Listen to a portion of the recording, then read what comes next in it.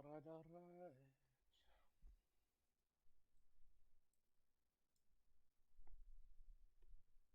Where are you? Just go up.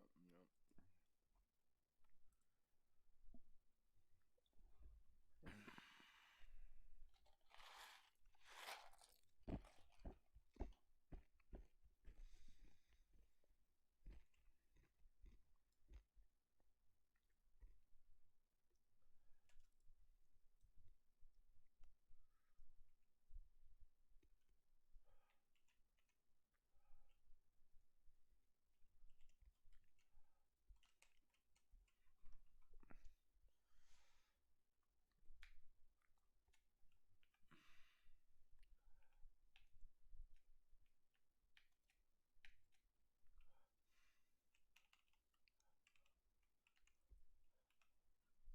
Ah, damn it.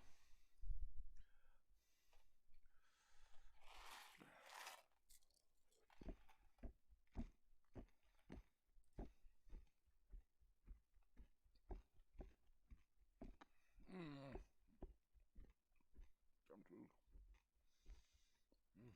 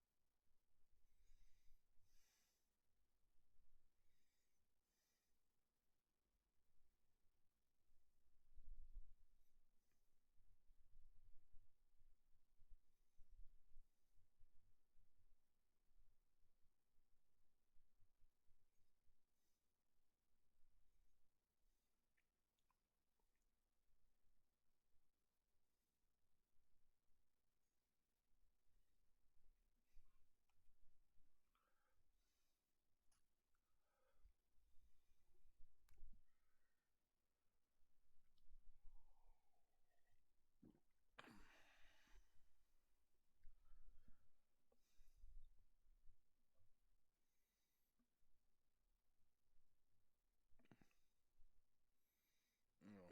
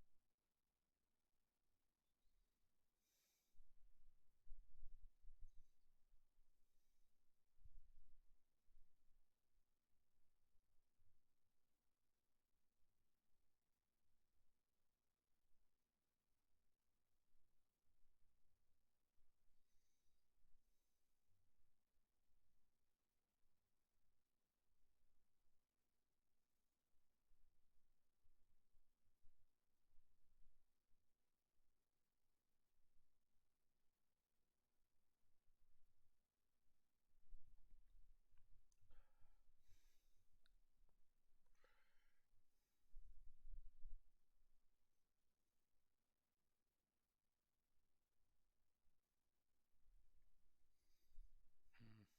Well, laundry.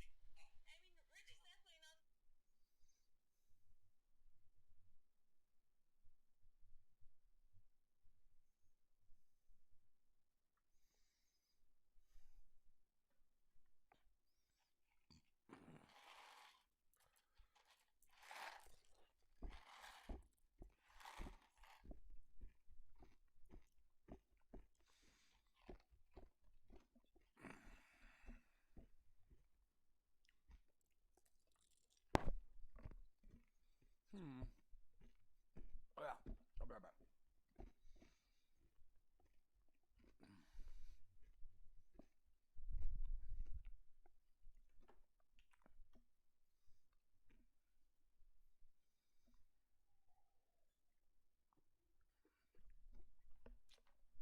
Oh man.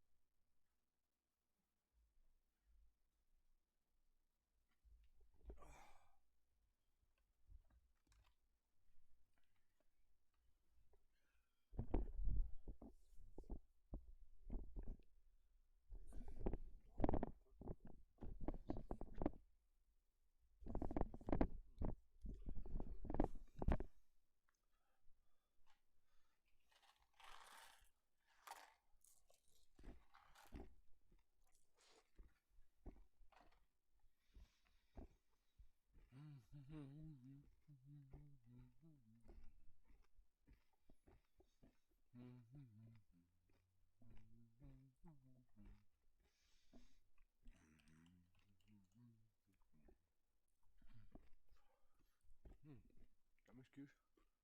Mm.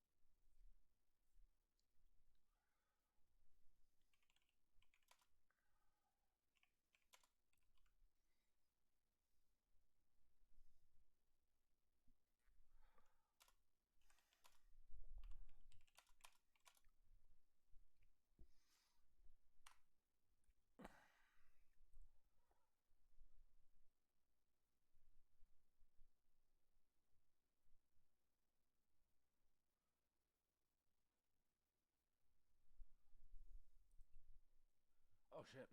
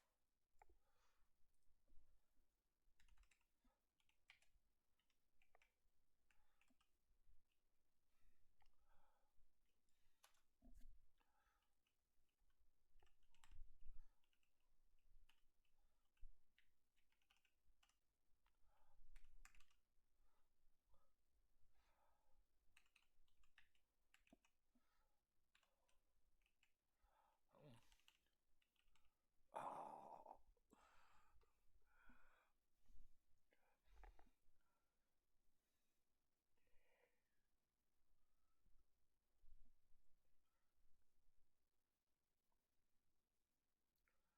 Oh well, just fuck with him.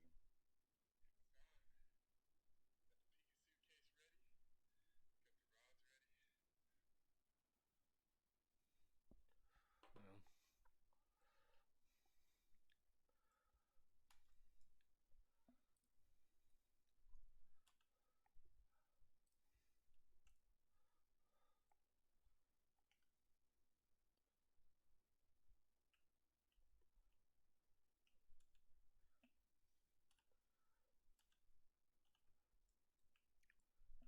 Alright, I better go up there and get it. Because, yeah. You doing chasing me?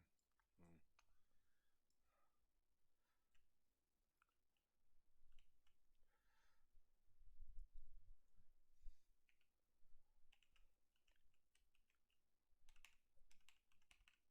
What?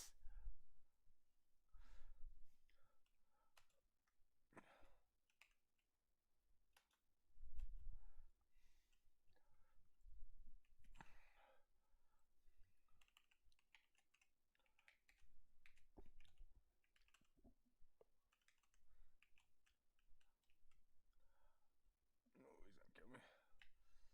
Once I get that.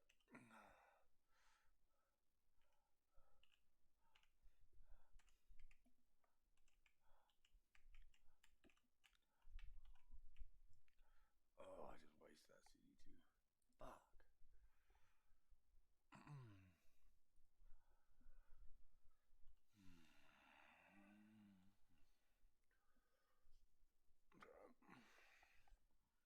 That's cool though, Angel. Happy for you, bud. Getting to go do your shit.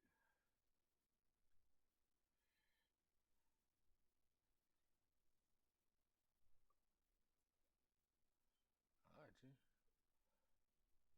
Alright, G.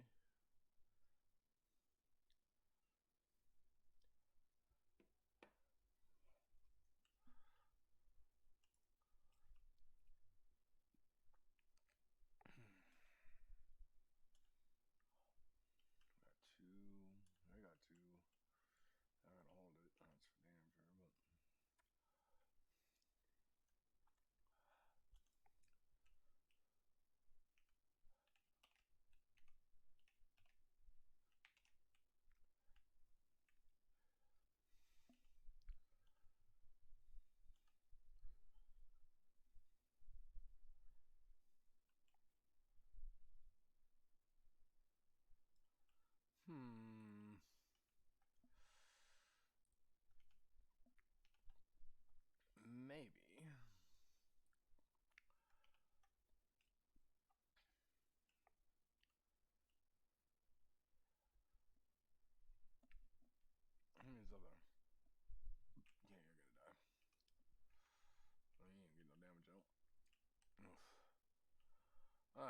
Let's see if I can poke him.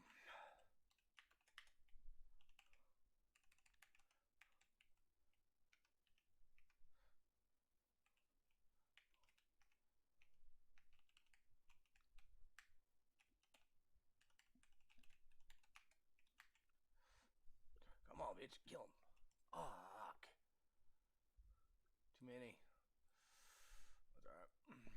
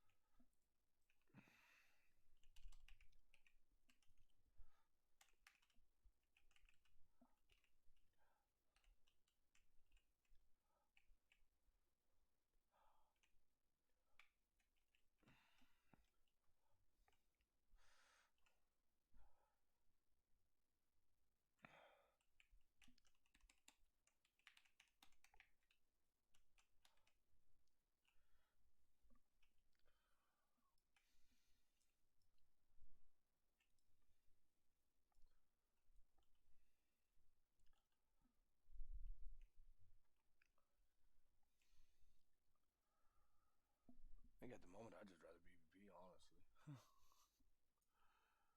Maybe get just PvE on the road, but not much.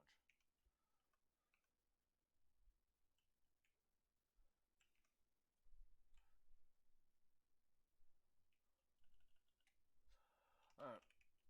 Fuck you and that fucking bullshit you're trying to report right now. Oh, I just got stunned. That could be bad. Nope. Come here.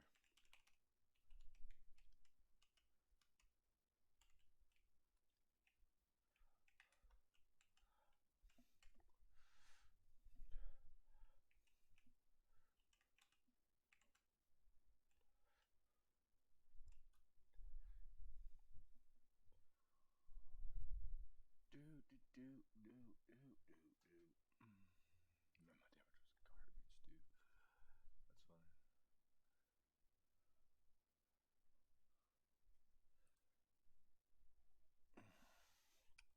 Brianna.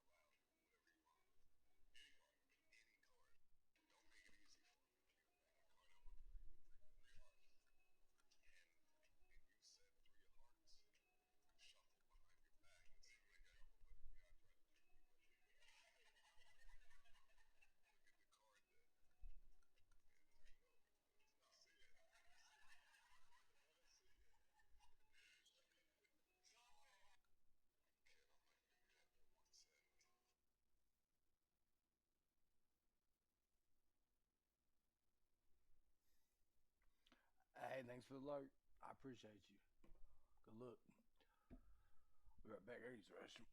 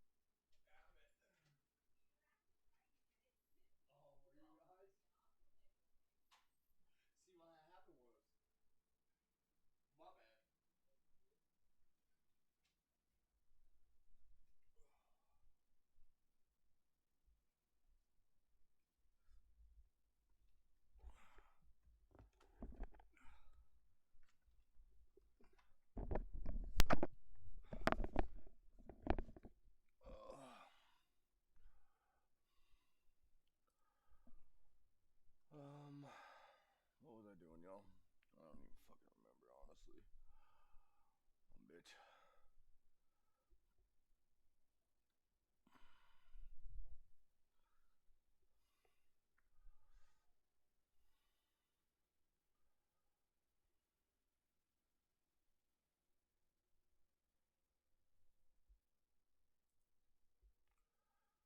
How about you die one day? Honestly, we'll see. Oh, what? Excuse? Oh.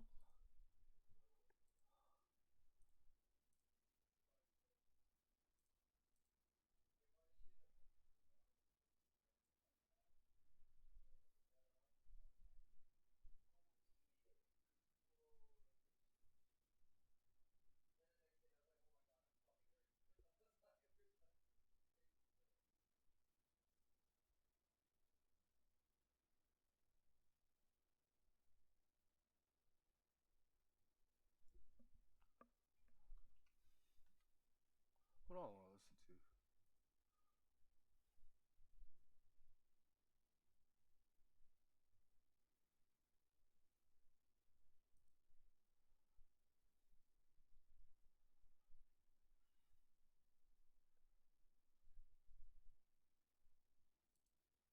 What is the first word that comes to your mind when you look at me?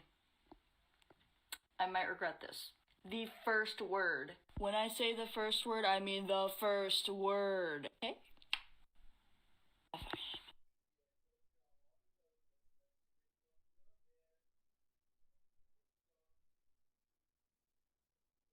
I married a foreigner. My husband is from Ireland. Actually, most of the time I tell Chinese people that my husband's from Ireland. People say, wow, where is it? Which I really don't blame them, right? Because Ireland is such a small country. It is so small that sometimes we'll be driving out for like 4 hours. And there's a donkey in the middle of the road. And my husband will be like, I know that donkey. That's Billy.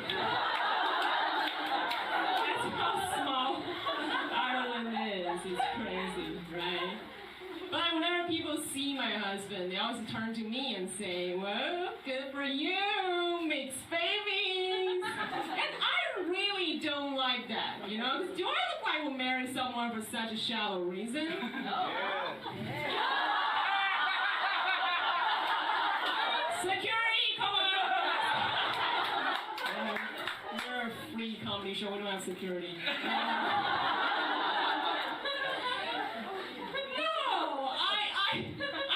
Shallow person. I married my husband for the pure reason of money.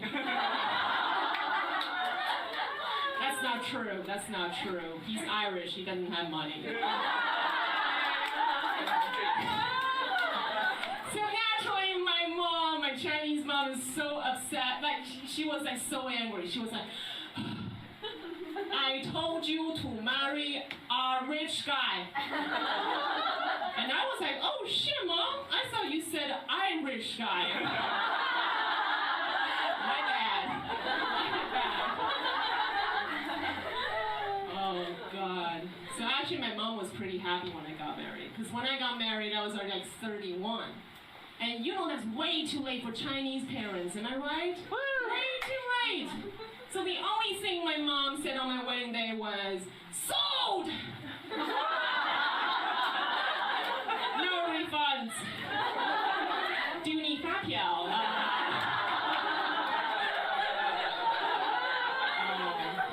Fuck my mom. My husband doesn't really speak Chinese. He speaks like 一点点, right? And whenever people ask him, you know, like, do you speak Chinese? 一点点. Can you understand me? 一点点. How big is your penis? 一点点.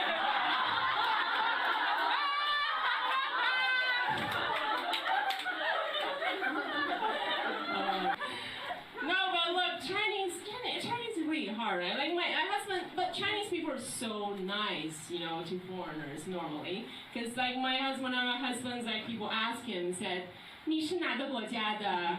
Which is where are you from? Which country you're from, right? Then my husband's always, I know this one. Then he's like, Ireland! Because he doesn't know the tone. But when Chinese people are so nice, they're always like, oh, 你中文好好啊. Guys, it's ridiculous. You know?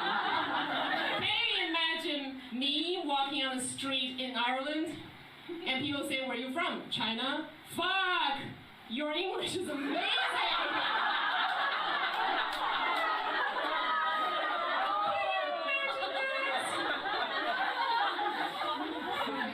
It's crazy, but look, Chinese is hard. Like people ask me, why don't you teach your husband Chinese? And you know, it's hard for couples to teach each other things, you know? Because we get impatient, right? I tried and I tried to kill him. Even police showed up. Why did you try to kill him? And I said, because he thinks ma sounds the same. And the police was like, do you want me to arrest him?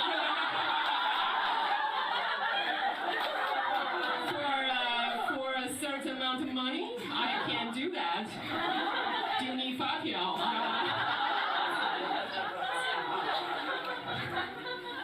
See, that joke was a test on your Chinese level. I see some of you failed, foreigners.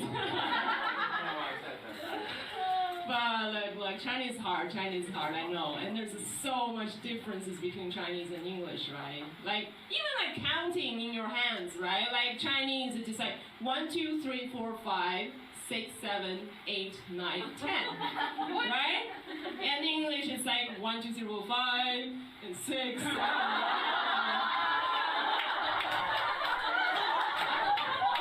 So when me and my husband, when we first started dating, my husband was like, how many boyfriends do you have? I said, I can count in one hand. And my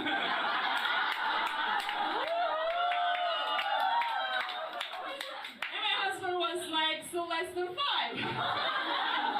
I was like, you need to learn Chinese. But look, I think I'm turning my husband into more and more a Chinese person now.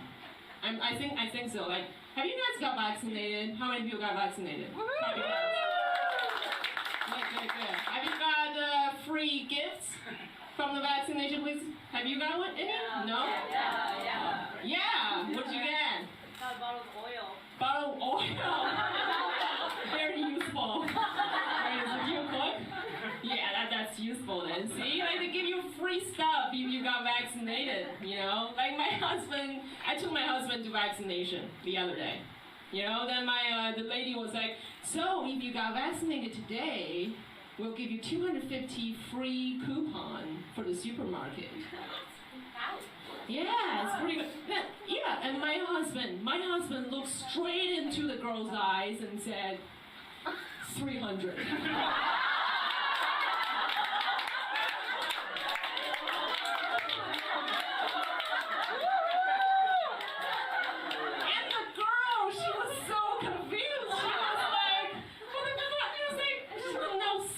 Sorry, we don't do bargains. We don't do it that way. My husband was like, this is China. We always do it this way.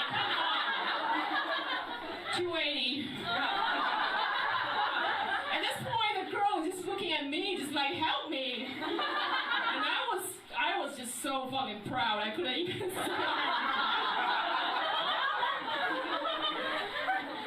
And the girl was like, no, sir. We don't do bargain. I'm sorry. And my husband was like, so, you want me to pull my last move? Then he started to walk away. Honey, is she looking at me now?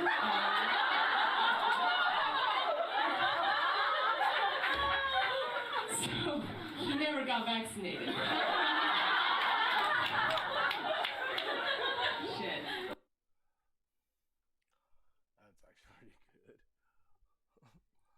What is the first word that comes to your mind when you look at me?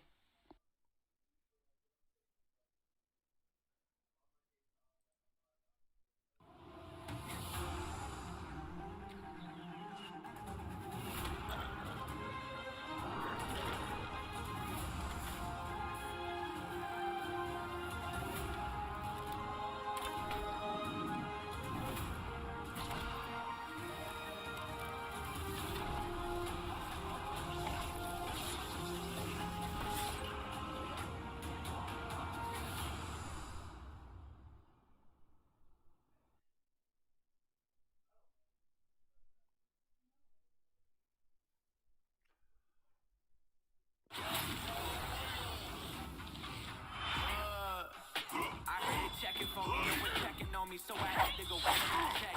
I got the message, don't get no flex. My attorney gon' call and collect. Blessings on blessings for me. My success has only made them envious. They got respect. Hey, the egos in check. You're not entitled to anything else. I get 10 years of this under my belt. Your art is dominate the arena. Raid Shadow Legend. Okay, so I'm not trying to wail on Blizzard the whole fucking time. But this is something that the people need to accept and people need to understand. The biggest problem that Blizzard have right now is that the vast majority of their player base, or the vast majority of their developers, believe that they are rock stars. They believe that they can do no wrong. They believe that they can get away with just about anything and that the players will just eat that shit up because fuck the player, right? The issue, of course, with something like that is that works as long as your player base trusts you. As long as you deliver a good game, your player base will keep treating you like rock stars. They'll keep believing that you're the greatest ever. And then it all falls apart once your game starts falling apart. Once players are no longer having fun, then you no longer deserve that rockstar status. But of course, for Blizzard, they're in a place now where their developers do not understand why the player is so upset. They don't get it. They can't believe that the player base of World of Warcraft is consistently against them. Like, how dare we? That's the issue. How dare we? Right? And that's sort of the feeling that I get whenever I see any sort of, like, literally any sort of feedback from Blizzard, any sort of thing from their developers. It becomes super clear to me that their thoughts at the moment is, how dare the player base treat us this badly? Do they not know that we are gods? Why are they not worshipping us? It's like one of those movies where, you have the gods of Olympus, right? Sort of freaking the fuck out because people are no longer worshipping them. And it's like, you're not worthy of worship, right? If you actually made good games, you would be worthy of worship. Now, my only hope is, and I say this sincerely, is that people don't start treating the Final Fantasy developers the same way. Because then we're just going to end up with Final Fantasy being just a shit. People should never be worshipped. They should only be praised for the good that they do. And if they don't do good, you fucking let them know. If their player base in EU, US dries up, they still have tons of player base in China. Pringles, I sometimes wonder about that, because whilst, yes, there's a lot of people in China, and obviously there's a lot of people in China that actually play the game, I would be surprised, considering World of Warcraft is not really a Chinese game, right? It's not really the target audience that you look for in like places like China. China is far bigger on mobile. Like, a lot of Chinese people play on mobile. There's a lot of people that play on play Korean MMOs, like very grindy, very hardcore type of MMOs. So I do sort of wonder if I wonder how big is China's audience. And also, what you have to understand is that World of Warcraft is owned by netties in China. And while I'm sure Blizzard gets a kickback from that, they do get a cut, I don't think they get all of it. So I think the $15 a month that people in China pay, although people in China pay differently, right? They can sort of pay, I think, by the hour or some shit like that. But I don't think Blizzard gets all of that money. How dare we? In the forums as early as 12 years ago? I remember the D forum they had to delete because all the threads devs bashed their customers in were at the top of the most popular topics page, which doesn't exist anymore for that reason. Well, yeah, because when you believe that you are Commander Alba, how you doing? When you believe that you are absolutely amazing and that everything you touch turns to gold because your players made you believe that everything you touch turned to gold, then it's very difficult to take criticism, right? It's very difficult to be on the receiving end of attacks from the player base and know how to deal with it, right? That's the problem. Has anyone from Blizzard entered the chat on your lives, Echo, since the lawsuit? No. At least none have done so actively. I can't know if maybe there's been a developer here or there that's coming to the live streams, but I also think that I've sort of pissed off most of the developers at Blizzard, because I am holding no punches, especially on Twitter. I'm holding no punches because I don't think they deserve it. The second Blizzard starts showing me that they care, I'll be the first person to lay down arms. Like this, I can genuinely tell you, I will be the first person to lay down arms. The second Blizzard reaches out to me, or to the player base really, not just me, if they reach out to the player base and they go, we are sorry, we apologize, we'll do better, here's what we fucked up, here's where we went wrong, this is what we're planning to do to fix it, I will be the first person to tell people, hey, lay down your arms now. It's done. They've apologized. This is our time to meet them halfway. Let's accept the apology. Let's move forward. right? At that point, if I see anyone going after the developers going, oh, fuck you, you're just trying to manage shit, I'll be like, dude, shut the fuck up. Look like you've lost some This is what we wanted, them to apologize. In China, those internet cafes are very popular, which are places where there are computers and people play games on that. 10 years ago, if you went into one, most of people there were playing WoW. Now, most of them are playing League of Legends. I know League of Legends is one of the biggest fucking games on the planet. And in China, it is huge. They reach out to the player base all the time. They make soulless PR speak posts on the forums at least once a month. Prof. But that's what I'm talking about, right? What I want to see from Blizzard, and this is non-negotiable. What I want to see from Blizzard is a post that starts with, first of all, we are sorry. Here is why we're sorry. And then I want to see a fucking list of things acknowledging what they fucked up, how they went wrong, how they designed World of Warcraft wrong, where they ignored the player feedback just cause, right? Ignored player feedback even when all the players were saying on the fucking alpha and beta, hey, we don't think this is gonna work. Hey, this is a bit broken, this isn't balanced, take another look at this, please. I want to see all of that shit being acknowledged. I want to see them acknowledge that they fire too many CMs, right? There's far too few community managers to actually, and my video today, and I would genuinely ask that all of you like today's video. It's my first ever fully scripted video. So I'd love to get some feedback. You don't have to like it if you don't want to, by the way. If you don't like it, if you think it's bad, dislike it so that I can see how people feel about my first ever scripted video. But it's the first ever fully scripted video that I've made from the fucking game, like literally from the first word to the last. It's all scripted. But it's about the toxicity in World of Warcraft and exactly why this toxicity exists. And I believe, Lunar, thank you for the follow, really appreciate that. Welcome to the channel. Thank you. Stream orders, I believe. Roughstar, how you doing, brother? I stream every day almost. I mean, it's pretty fucking hard to stream more than what I am already. But yeah, I want to see a post from Blizzard apologizing for everything. And then I will be the first to lay down arms. Because I don't believe in trampling over someone that is apologizing. I don't believe that you continue the attack, because to my mind, that is not... like, I don't believe when someone shows sign of weakness, that means attack. I believe when someone shows signs of weakness and they themselves say, I am sorry, then you forgive them. Because people make mistakes, people fuck up, and if we can't forgive people their mistakes, then we may as well as a species stop existing. And I genuinely believe that.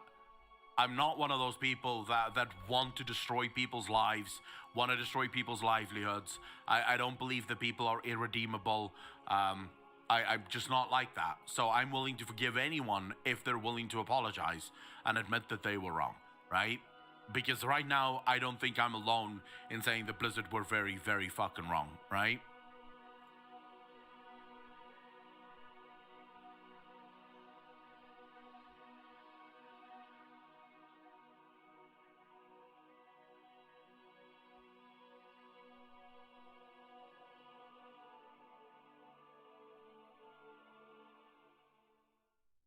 Horrorfessor, an overlay app for League of Legends that gives you all kinds of useful information directly in the game. Horrorfessor lets you compare your play to the average at your rank. So if you're trying to get out to Platinum, you could compare yourself to the average player and see which parts you need to improve. Higher than average stats is a really great sign, and it's a good idea to keep these in mind while you play, but you can always hide them as well. One of my favourite ways to improve is to watch a challenger player play the champion that I want to learn, and you can do that in the Horrorfessor app right away. Sort by the champion you want to see and find a ton of high elo games to study. Horrorfessor is completely free. Download it at the link in the description below.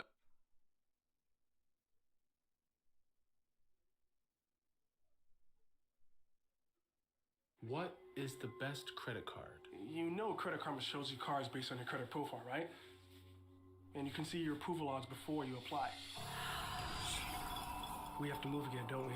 Find and apply for your next credit card easily through Credit Karma.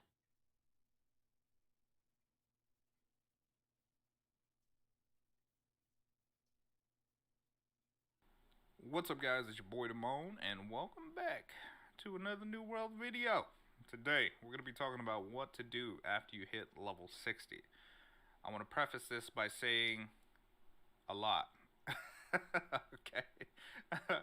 But as we get into this, we're going to tackle some key questions that I've been getting.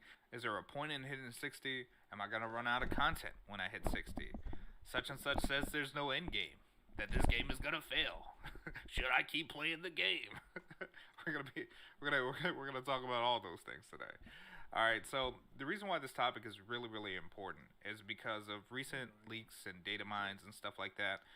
If they're talking about, seasonal leaderboards, if guild seasonal leaderboards are going to be a thing, if PvP leaderboards are going to be a thing, if the data mine content with the 2v2s, the 3v3s, the 5v5 arenas are going to be a thing, if raid bosses are definitely also going to be a thing, then there are certain key actions that you definitely should take. If you guys have not heard, there are still 6 dungeons that are supposed to be coming to the game before we even see the next region. So of those, from what I hear, one is called the Frozen Passage, which is going to be in Great Cleave. Another called the Unholy Depths, which is in the Mangled Heights. Barnacles and Black Powder in Cutlass Keys. Eridanus Caverns in Restless Shores. The Ennead in Brimstone Sands. Okay, that's the new region. Don't judge me. Alright, don't judge me. And Isabella's Lair, which is going to be in Shattered Mountain. Not to mention the talk of future dungeon mutations for my WoW players, basically heroic and mythic, so on and so forth. And as I mentioned before, there are gem slots in the game that give you like fire resistance and stuff like that, which you're typically not using unless you're fighting fire mages, right? But I'd imagine that a lot of the resistances in the game are placed in the game specifically for future content. So what does that mean to you as a fresh level 60? It means that your primary purpose once you hit level 60 is preparation. Preparation for what, you might ask? For increased gear score, for increased leveling cap, for future PvP circumstances. As you guys currently know, or if you might not have heard, the current gear score cap is 600. So in an attempt to get to 600, I would advise that in preparation for the future content that's coming, you take this as an opportunity to get ready. Because you don't want to be the guy or gal that's sitting around 512 gear score like myself when the content starts dropping, whenever they decide to start dropping these little bite-sized pieces. Big bites. Now, for those of you guys who are concerned who are already 60 that you're not going to have anything to do, you have plenty to do. So for those of you guys who may not have done your Great Cleave quest or your Shadow Mountain quest or your Eden Grove quest, it would really help you to take a second look. Because ideally, once you hit level 60, your primary focus is going to be to get to 600 gear score, and that's going to require quite a lot. Because you're going to have to do a certain amount of quest chains throughout Great Cleave, Shadow Mountain, and or Eden's Grove to unlock your Legendary Weapon quest. Your Legendary Weapon quest is a quest that basically is going to give you a 580 gear score weapon of your choosing. And if you're one of those completionists and you want to get all of these quests, you're going to be at this for a long time. Because these quest chains are long. I'm talking 9 to 12 parts, and these aren't short parts. It's going to take you throughout the entire world, gathering certain materials, killing certain mobs, doing certain things in order for you to achieve your weapon combo at the bare minimum. If there's other weapons you want to test and you're not in a situation where you have a 200 stonecutter that's crafting tuning orbs, or everybody in your guild is not 200 stonecutting and they're not crafting these tuning orbs, you're going to need to be on the lookout for these things so you guys can start working on getting your gear score to 600. On top of that, after you complete a lot of the quests throughout Ebonscale Reach, Reekwater, so on and so forth, you will receive your first free tuning orbs to go into the dungeons and attack. And with the recent buffs that they made to the bosses, these bosses are quite a bit more formidable than they were in closed beta. I won't lie to you, the bosses in closed beta when we were level 60 were a joke, but now not so much. We got destroyed on a recent YouTube stream that I did where we went to fight one of the boss arenas, and he clapped us. It was crazy. It was great though. I was excited. But there's a lot of stuff that you guys can do. Now, what you guys might not have heard is that your drops basically depend on your gear score. But not in a way that it works like a Borderlands, not like a looter shooter where like if your gear score is 400 and you get to 401, all of a sudden all the rest of your gear is like 401 minimum. It doesn't work like that. So how it does work though is the higher your gear score, the higher chance you have of getting an upgrade for your equipment. So while you're going through this, while you're killing these elite mobs, so specifically in Reekwater in the southeast here, with the Siren Queen's lair over here with all the elites, or this area right up here, or if you guys are doing the elite zones in Ebonscale Reach, or if you guys are doing the elite zones in Mirgard right now, which are currently bugged for the portals. By the way, they're kind of bugged. You can't even use your staff yet. I don't know if that's intentional, but you just can't at the moment. But other than that, you guys are going to be doing this. While you guys are farming these, you guys are going to be getting legendary recipes, legendary crafting items. And over time, as you collect these legendary regions, crafting items, materials, recipes, so on and so forth, then this is going to start your initial path to getting currently the best gear in the game. Not to mention that you'll still have to do all of these dungeons, because that's how you're going to start to get gear as your gear score continues to rise. So completing your legendary weapon quest is one of the first things that you can do to start getting your gear score average higher. At that point, after you knock out your quest, and again, you can do this in any particular order you want, you might find yourself in Great Cleave at Eastburn Outpost doing the PvP quests here, because they're easy. You just run up, run down, run up, run down, run up, run down. And you're going to grind out at least your first set of 60 armor, which is this set here that you guys can see. You guys have been asking where I got the cape. This is where I got it. But you're going to get your first set of above 500 gear. After this, in combination with your legendary weapon and your armor, this will give you a kickstart into higher gear score. So then when you start doing Garden of Genesis, Lazarus Instrumentality, you have a much higher chance to get higher quality gear in terms of score, plus the stats that you're looking for in order to do that. Now, this is all cool and all, but for those of you guys who don't know, crafting is pretty much the end of endgame currently. Now, granted, maybe that will change in the future, but the legendary recipes and stuff that you will find are amongst some of the best of the best of the best gear. And having your crafters in your guild, or if you yourself is a crafter positioned for these blessings, is going to be the step in the right direction. So this is something you're going to do while doing that. And then once you start getting into the crafting side of things, then customization and building the perfect build in terms of PvP and or PvE is where the end game is really going to start to kick in. A lot of min-maxing, especially when you find out that certain weapons and stuff can have 2 perks or 2 skill modifications on the item itself. So, for instance, I'll show you guys this hammer as an example, Terror Crash. This is a drop that I got in Reekwater. But when we did the elite mobs in Reekwater, you guys can see the skill mod on the bottom, right? It says Shockwave applies Rend, reducing target's damage absorption by 16% for 10 seconds. This basically turns my Shockwave into a defense reduction. So if you're looking at this, and I saw a weapon yesterday that had 2 skill mods on it, and I didn't think that was possible, but it is, right? So what's going to happen is with your crafters are going to be utilized crafting mods, right? So they can guarantee at least one of the items on the weapon or armor that you're crafting is guaranteed. Obviously, the rest is RNG. It sucks. It is what it is. But you're just going to be basically crafting, rolling for gear while doing all this other stuff. So doing the dungeons, getting the gear set that you like, crushing invasions, because invasions are a thing. You have to defend your town. You can get gear sets from invasions as well, and maximizing the efficiency of your play. While you're min-maxing all of your weapons, your armor, your jewelry, all the stuff, this is going to set you up in a position so you're ready for future content. So the idea here is that you're not necessarily paying attention to what's in the game right now. You're getting ready for what's to come, right? Because I can tell you right now what's going to happen is a lot of people are going to, oh, there's no content in the game, there's nothing for me to do. And then updates are going to drop, and then everybody's going to be scrambling trying to get everything together, which I may say is going to be a very profitable experience for my crafters out there when people start scrambling trying to figure out what they did wrong or what they need to do so they can play catch up. This happens in every single MMO that I've ever played.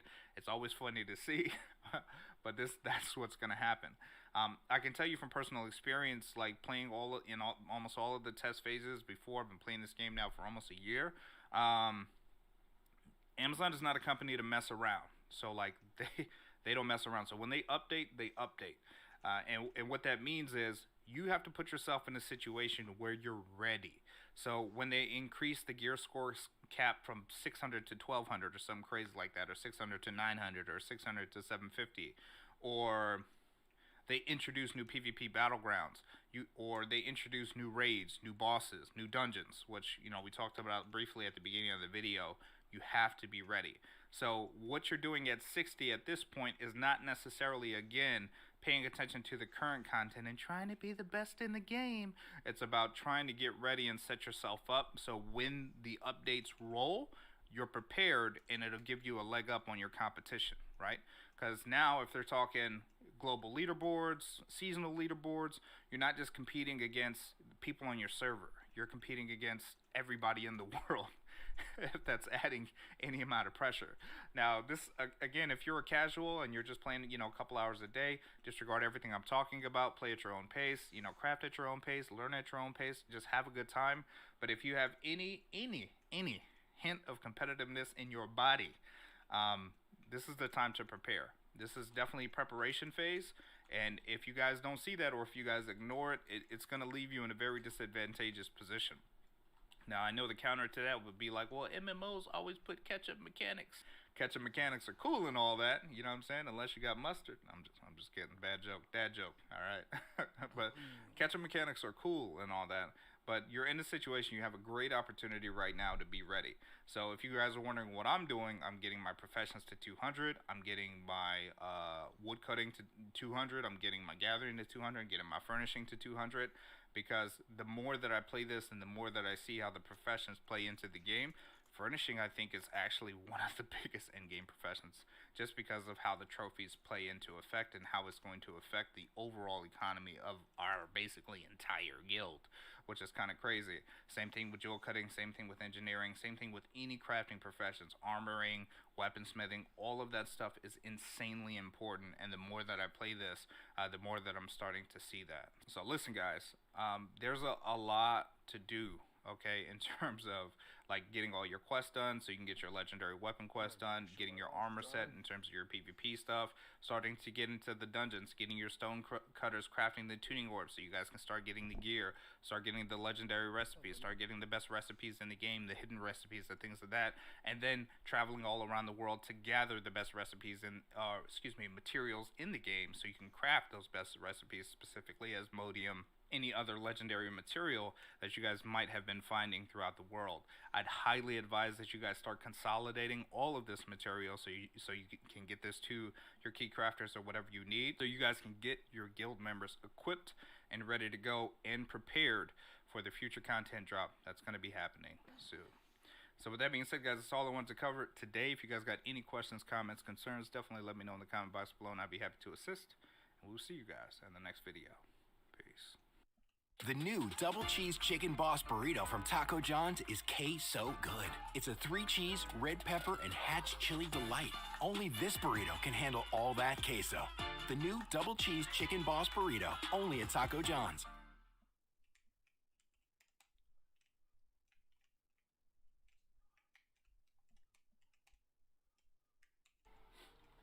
How's it going, New World? Sephir here, and today we are going to take a look at combat in New World. So, there are a lot of mechanics in this game that you can play around with. So there's a very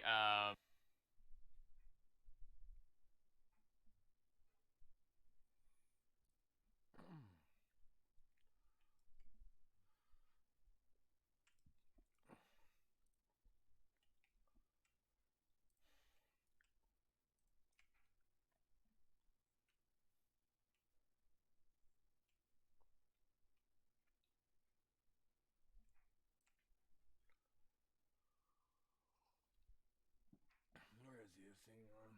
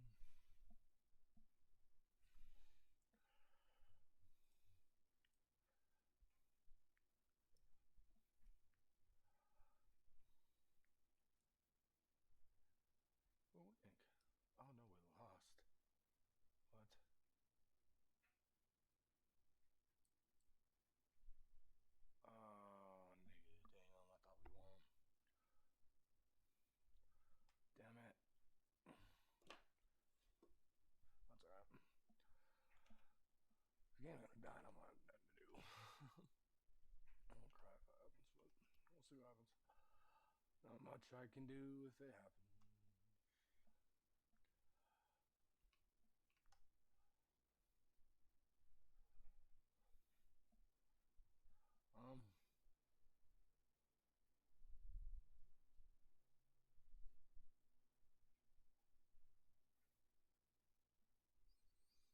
You guys, I don't know what to do.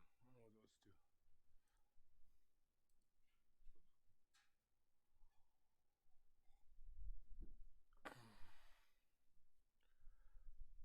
That's definitely gonna be New World.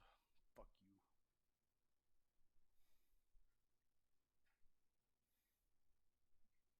Damn it, that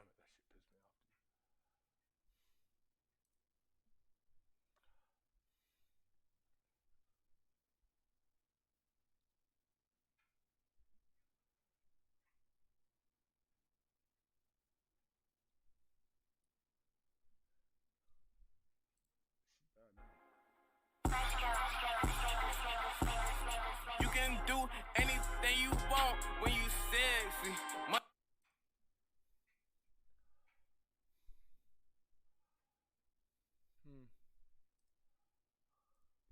I witnessed firsthand the impact of COVID-19, but some of the effects have yet to be felt. At the height of the pandemic, some cancer screenings declined by 90%. The fear of COVID overshadowed the fear of cancer, especially in underserved communities. Now, doctors are diagnosing later stage cancers, which could have been detected much sooner. Early detection gave my mother a chance. Gave me a chance. Gave me a chance 2 times. Talk to your doctor about getting screened. Grammarly can help you write quickly and confidently, so you never have to slow down at work. Stay on top of emails, documents, and more without having to stay put. Whether you're working on your computer or on your phone, Grammarly provides instant writing advice, so your messages are clear without sounding rushed. Instant corrections make your writing mistake-free, while keeping it short, sweet, and fitting in tone. Join more than 20 million people who use Grammarly's writing assistant every day. Download Grammarly today for better, smarter, faster writing at work. Recently, we have learned that the jailer used to be the original arbiter of the Shadowlands that was banished, stripped of his power, and sealed within the Maw. However, seeing that Torghast and Oribos are connected by the same stream of souls, and obvious you can access the Maw right through Oribos, and both towers look eerily similar and are seats to 2 different arbiters of 2 different eras, could they have been one a long time ago? Is Torghast an ancient part of Oribos? Check out Gamivo, this video sponsor, where you can get almost any game, DLC, Shadowlands, and 2-man game time at discounted prices. Use code ORON for an even larger discount by clicking the link in the description.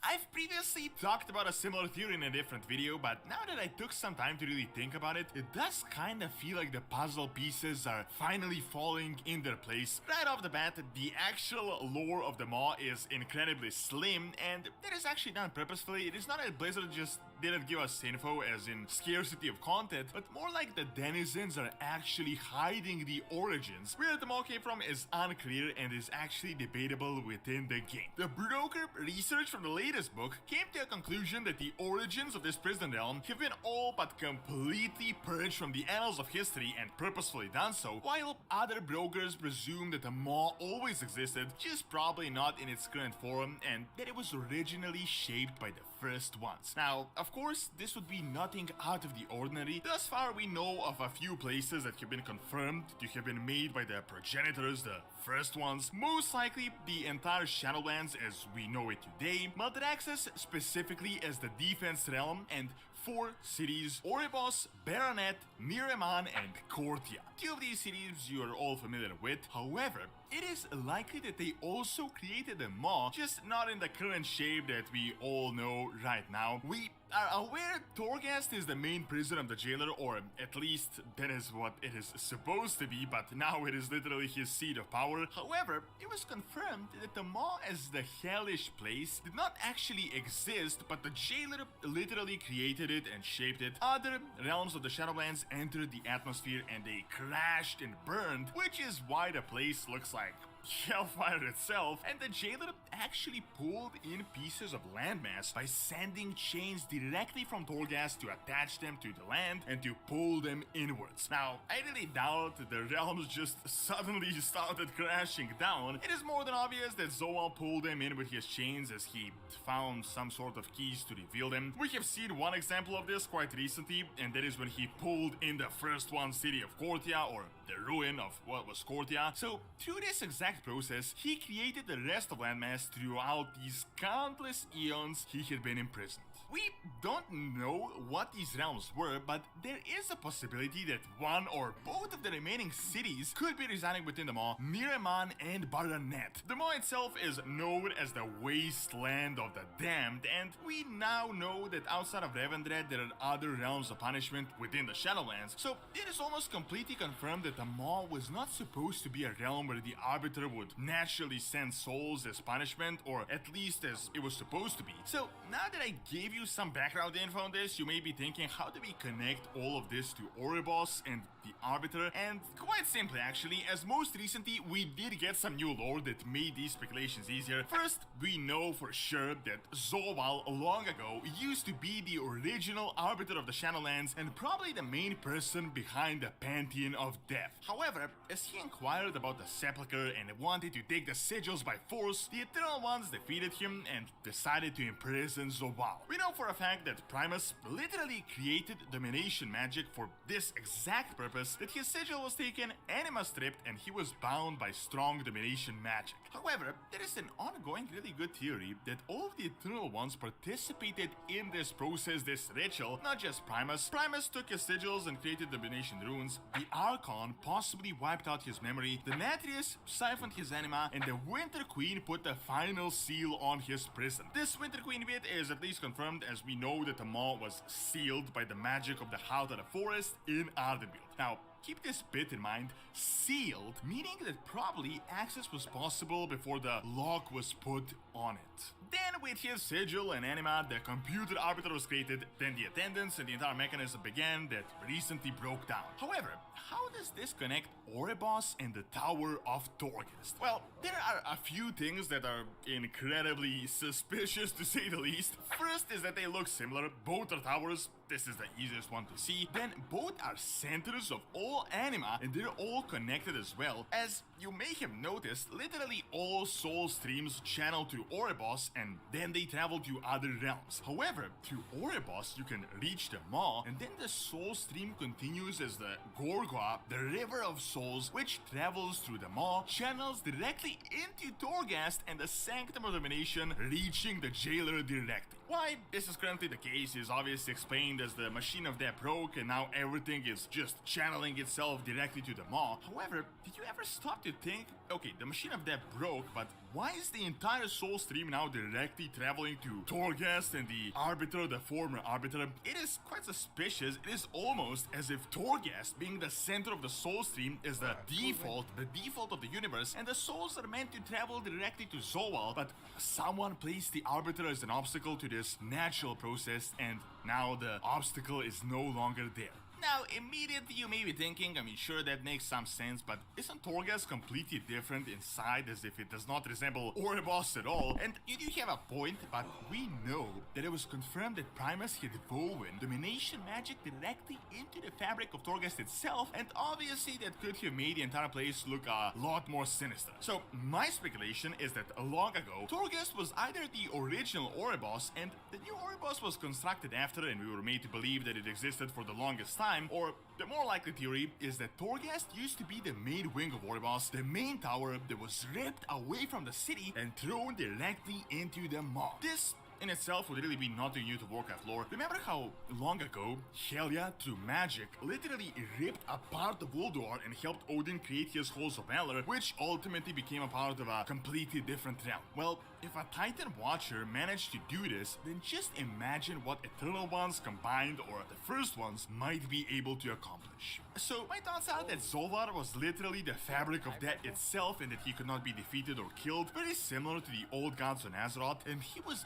actually tied in with Torghast, so the only way to get rid of him is to split Torghast away from Oribos and place him in another realm that already existed. My other, a bit wilder speculation is that the Maw originally may have been actually similar to Sargeras and Mardum. Just how Sargeras imprisoned demons and then turned them into his army, the Jailer may have actually done the same. It is possible that the Maw was a prison realm for souls that could not be redeemed in any other realm, and then the Jailer was the worst one out of them, and over time he took over the entire prison and turned it into his own empire, and these prisoners he turned into the Maw Sword. Now, I know this is a bit outlandish and maybe repeating the same storyline, but it would definitely make some sense. However, in regards to the first part of this theory, I do think it is highly likely that Soval could not be spit away from his tower, and therefore they had to exile him and his seat of power. Thank you for watching. Check out what is the next zone in 9.2 by clicking on the screen, and also check out Donald's Academy for videos on real world history and science. See you next time. Let us help you experience the wonders of the world, whether near or far. With 30 hotel brands and endless experiences, where can we take you? Marriott Bonvoy. Tap to explore our 30 hotel brands. The Primus is said to be an Eternal One who at one point ruled the Shadowlands alongside his brother, Zuval. Little is known about Zuval's Shadowlands, but we can assume it may have looked at least in part like the Shadowlands we see today. The Primus was chosen as the warlord of the Shadowlands, their personal bodyguard. His duty? Protect the Shadowlands from all invaders, maintain the balance of the universe. He also had his own plans that may have had some profound repercussions on the Shadowlands, or perhaps just plans that led certain Eternal Ones to question their purpose within the universe. Either way, there are many questions about the Primus. Let's see if we can answer some. Ladies and gentlemen, my name is Akalon. I spent my life in search of the secrets of World of Warcraft. If, like me, you consider yourself an explorer of the worlds of Warcraft, please hit that like button. A special thank you to all of the patrons and Twitch subs of the channel for your support. More ways to support the channel at the end of the video. Now strap in, keep your hands and feet inside the car at all times. We journey to the Shadowlands. I do not know exactly when Zuval decided to turn against his brothers and sisters. Much of it seems like this was in an age long before. This doesn't mean that it could not have happened while the Nathrias had his incursions with the Light. If you watched my video about Zuval and the Light, link in the top right hand corner, you'd know that I believe Zuval may have had an issue with the size and power of the Light and Void in the universe. Of course, it could be that Zuval was already banished when the Light attacked. It is neither relevant or important for this video. What we do know is Zuval believed that their sigils held the answer to ancient knowledge, a key that would allow them control over the cosmic forces and the ability to ensure the safety of the universe. He may have believed that the First Ones were hiding something. Another point of contention for me is the sigils themselves. We are never told who gave them these sigils, or even when these sigils were introduced. We know that they can make their own sigils, but at least in Shadowlands 9.1, the original sigils were not of their own making. This may have been the First Ones, but that would also mean that the First Ones did not create the Eternal Ones, but rather that the First Ones arrived in the Shadowlands after the Eternal Ones were already in control. Perhaps the First Ones persuaded the Eternal Ones of their grand plan, their grand design, and thus a new age for the Shadowlands were ushered in. Just as a quick aside here, my reading on the lore, as it were, sort of suggests that the First Ones may not have been the fathers or the mothers of the Eternal Ones, but rather a force that sort of conquered it, as it were.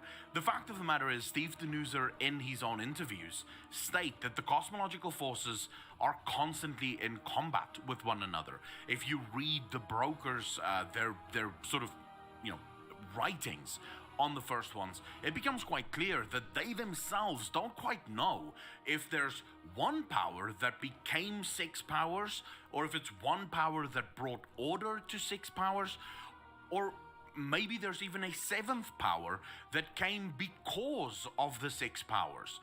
This is something that they just don't know. The language and the writings of the first ones itself makes it not clear, if that's even a way to describe it or to say it, what this means. Huge shout out to Coca-Cola and their Real Magic campaign for sponsoring this video. When I first heard about the campaign, if you follow me over on Twitch, you would know why I said yes to it. It's all about bringing people together. It's all about saying, hey, yes, we disagree. Yes, we have different beliefs, different backgrounds, different cultures, but we have to be able to find common ground. Coke says, have a Coke, figure this stuff out. So I say, sure, why not? And when I found out that I don't have to sell anything to my community, you guys don't have to buy anything, you don't have to spend money anywhere, all they need is you watching a 60-second video which has some, let's say, hidden codes in the video. If you spot one of these hidden codes, go to the website, type it in, and bam, stand a chance to win some awesome prizes. Prizes will differ based on the country that you're in. If you're in South Africa, for example, you stand a chance to win 2 tickets to the FIFA World Cup. What could be simpler? So Coca-Cola, thank you so much for sponsoring this video, and I do hope that one of you, at least, win one of these awesome prizes.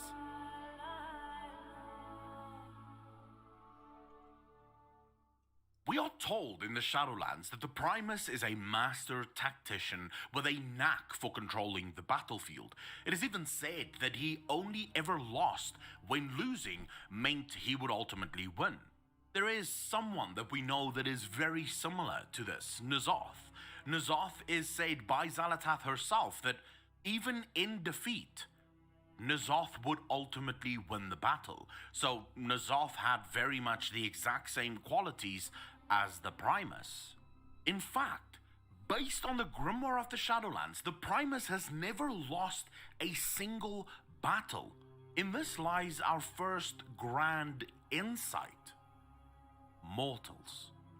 The Primus has the ability to see all outcomes of any battle. He also ensured that he had no knowledge of where his sigil would be, so that Zuval would be left having to scour the Shadowlands in order to find the proverbial needle in a haystack. The Primus, sadly, for some reason, could not foresee us, mortals. Our actions were hidden to him. Why is this the case? In my opinion, and as always remember that opinions are like assholes. Everyone has one, and that includes assholes like me. Mortals exist outside the threads of fate. For some reason, our connection to Azeroth appears to have placed us outside of the rings of fate. Our actions cannot be accounted for because they cannot be seen. They only become known once we have acted. Could this be an accident? Perhaps this is why Azeroth is said to be the strongest titan in the Great Beyond. Because she herself isn't limited to the Rings of Fate. Her actions belong wholly to her, and we are her chosen warriors. On that, and I do apologize that I keep interrupting this scripted video with my own opinions, but as I'm going through the script, I keep getting reminded of things that should have been in the script in the first place. Azeroth is the result, at least at this point, based on the reading of the lore, of multiple experimentations by the Titans. We know that Azeroth seems to exhibit certain qualities that could be looked at as different cosmological forces being infused into Azeroth. We know that Azeroth's blood acts very, very weirdly when it comes close to the Fel. There's something up with Azeroth, and when you look at creatures like Galakrond or Gahoon, it's clear that the Titans loved experimentation. So looking at Azeroth, looking at all of the engines, all of the structures that the Titans built there, is it completely deniable or completely out of the realm of possibility that the Titans would have done some experiments on this incredible Titan that they just discovered? I don't think so.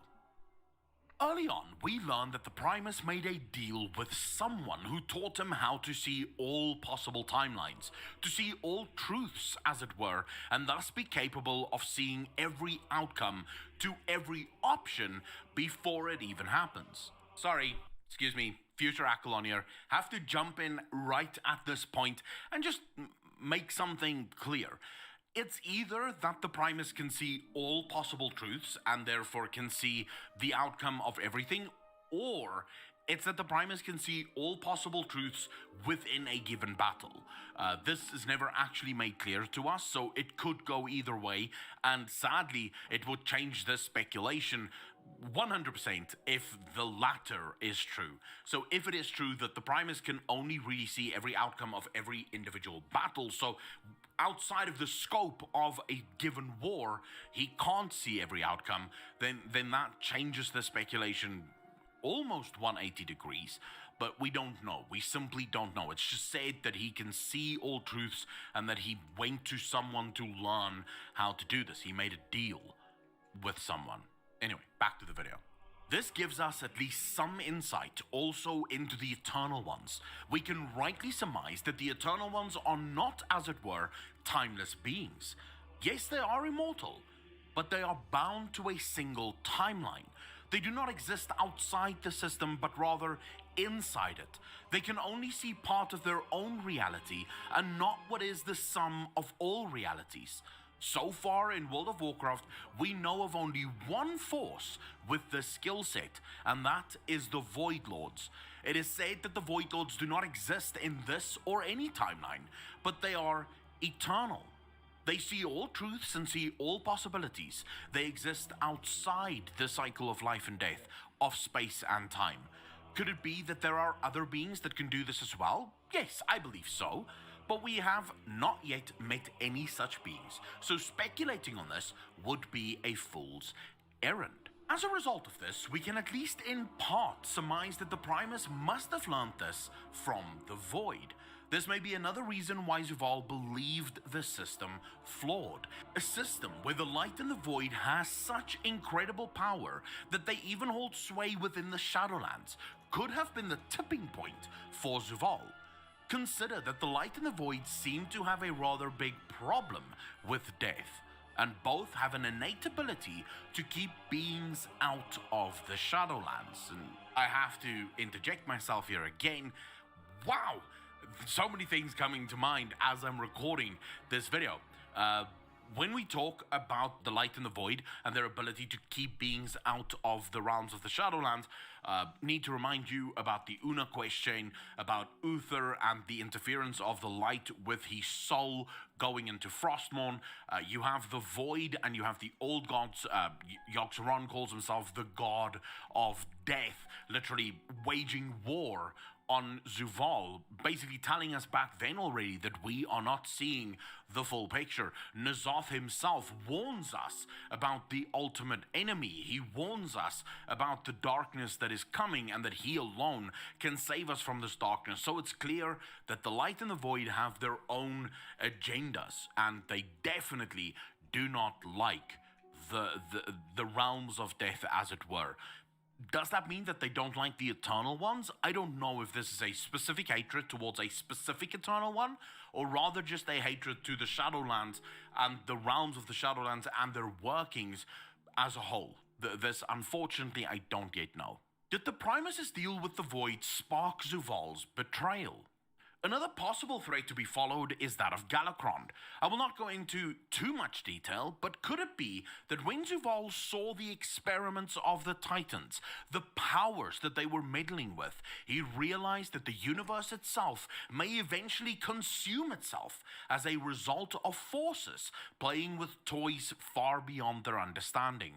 In a future video, I will explore Galakrond and his power, but for now, keep in mind, Galakrond is beyond any power you can imagine. Left unchecked, he would have had the power to eventually consume the universe, the great beyond, and even the Shadowlands. Such a power surely should never have existed.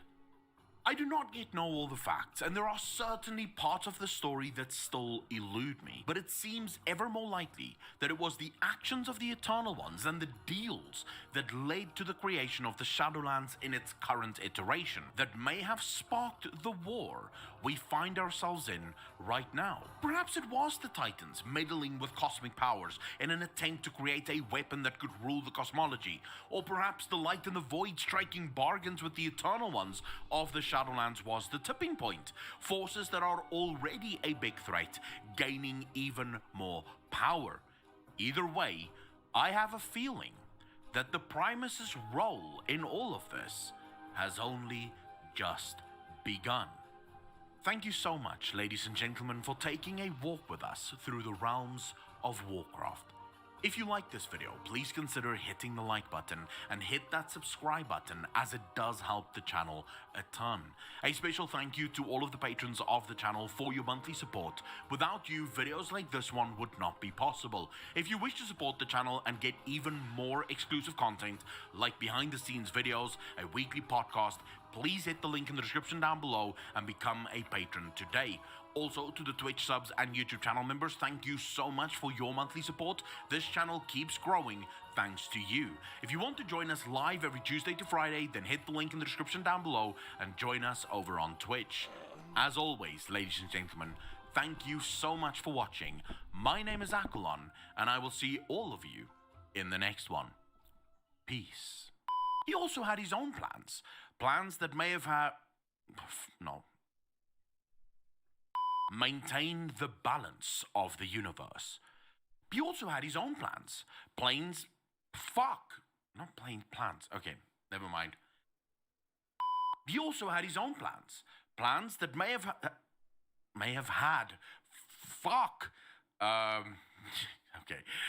Had in capital. Had. Okay. While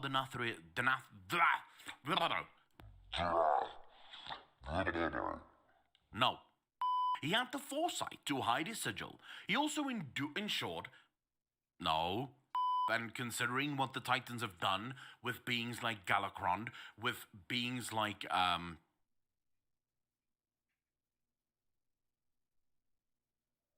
fuck.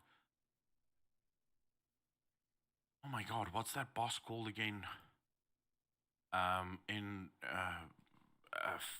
First boss in Battle for Azeroth. In BFA, I can't remember his name. In Uldir, yes, in Uldir. Who was that first boss again? Fuck my life. I genuinely can't remember. Goon. Okay. Alright, I can't remember, Alex, how I ended that, so I'm just gonna start again. Or just start a little bit back.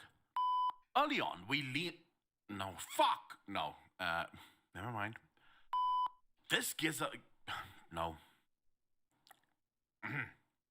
A system where the Light and the Void had such incredible power that they even hold sway over the Shadowlands. No, I fucked that up royally. Wow, well done, Akalon. Never before have someone read a fucking sentence that horribly. Good job. Good job, bro. Fucking high five. Yes, let's do this. But it seems ever more likely that this was the actions of the Eternal Ones. No. Wow. Wow! What a fuck up! Again, thank you so much, ladies and gentlemen, for taking a walk with us through the realms of Warcraft. No.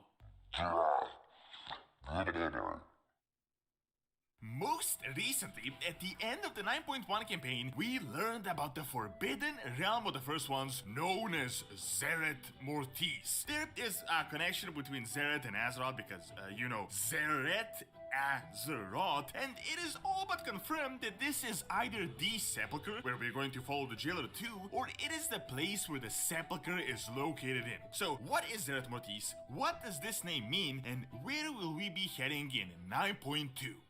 Check out Gamivo, this video is sponsored, where you can get almost any game, DLC, Shadowlands, and 2-month game time at discounted prices. Use code ORON for an even larger discount by clicking the link in the description.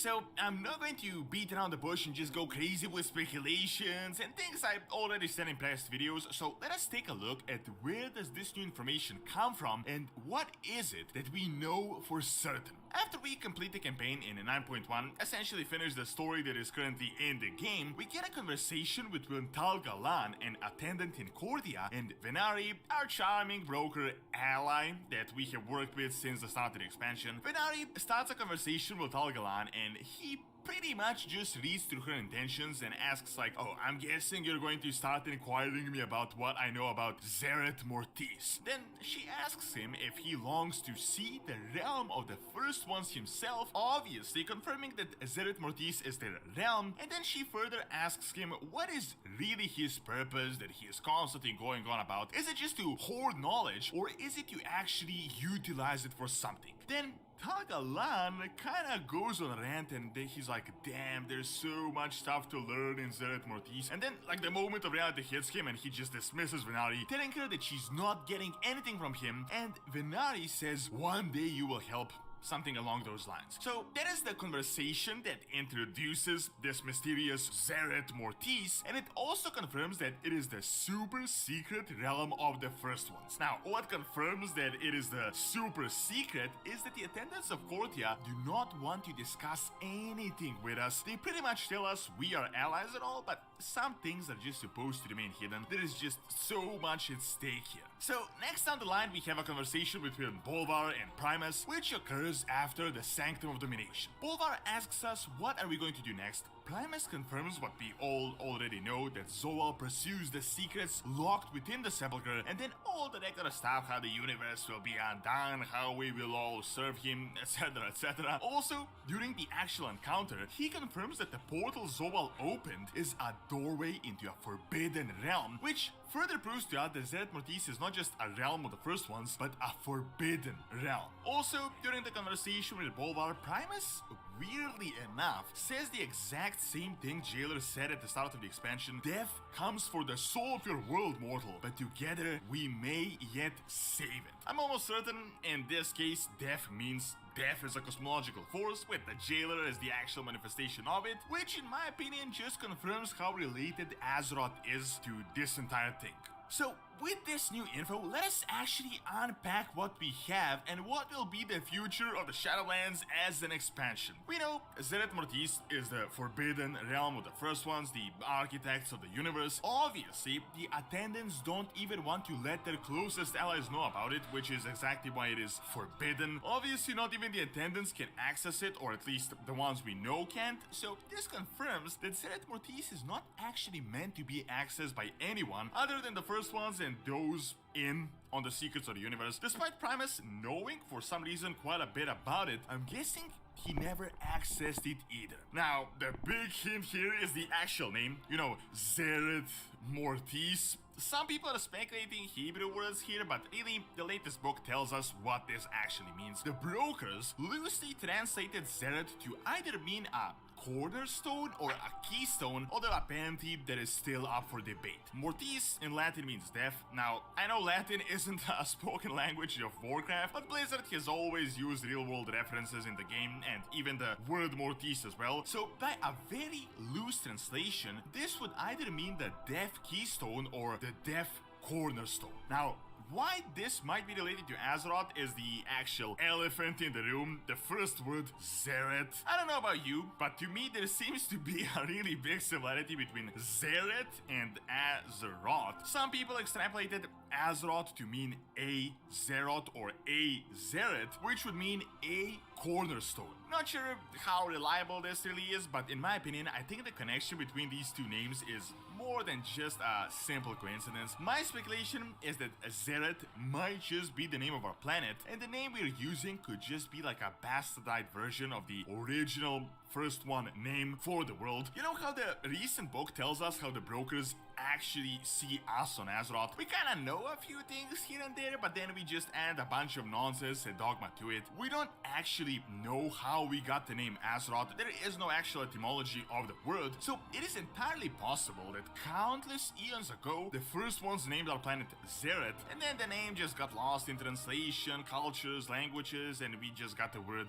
Azeroth. Another big hint that connects these two is that in Tazavesh, we know a broker attempts to assemble a first one artifact, and she actually gathers pieces of it from Azeroth, obviously confirming that a first one artifact exists on our planet, meaning that they must have had at least some influence there. Now, what would this mean in practical terms for what the next zone will be in 9.2? Like, what will be the actual place that we're going to see and play through? Seeing that we know that we are following Zobal into that portal that he opened as we reforge the sigils, and that the Sepulchre is either Zeret Mortis or that the Sepulchre is located within Zeret Mortis, I think it is like 95% certain that this will be the next questing zone, the next hub. I'm guessing something akin to Argus that we had in Legion, and hopefully it won't just be like one small zone like Kotia. Now, based on this Azeroth connection, does this mean that we will go into Azeroth itself in the next patches? You know, Primus said that we will attempt to save the soul of our world. Seeing that we have explored most of Azeroth, I'm guessing this will most likely be something like reaching the core of the planet, or just some hidden vault that we never knew about, and this might just be close to Icecrown, where the sky shattered, because this is currently the connection between the two realms. Another possibility is that this could also be a zone within Shadowlands that can only be reached through the portal that inside is somehow connected to Azeroth's soul. So we may not be on Azeroth in Zeret Mortis, but maybe the Sepulchre, if it is within the realm, will be like a portal to our planet. So Azeroth isn't the Sepulchre, but the Sepulchre leads to Azeroth once it is opened. There's also a speculation, as Zeret means keystone, that this will be the place where Zoal will place the sigils in, aka the keys, and then that will open up the actual Sepulchre and the actual mechanism of the entire universe and the life and death cycle. Personally, I hope Zeret Mortis really is at the very least akin to Argus, a place with multiple zones and with plenty of content, because let's be real, 9.1 and Kortia was very slim in terms of not just expanding the lore, but also just giving us more than a month's worth of content to play through. Thank you for watching. Check out what will happen if Azeroth awoke by clicking on the screen, and also check out Nords Academy for videos on real world history and science. See you next time.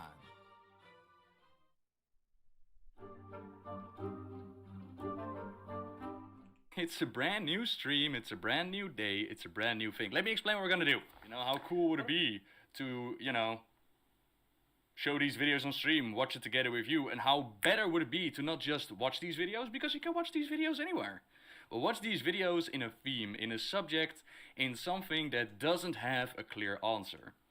That is why number one is called Jaina is a Dreadlord. This is a running joke. I think Jesse Cox was the first one to drop it, and it was just picked up at BlizzCon, and everybody was like, ooh, Jaina's a Dreadlord. But the real idea behind it is, after the Siege of Orgrimmar, where Jaina said, we must dismantle the Horde, a lot of people were like, oh, you bitch. Oh, no, you didn't. You did not just say dismantle the Horde.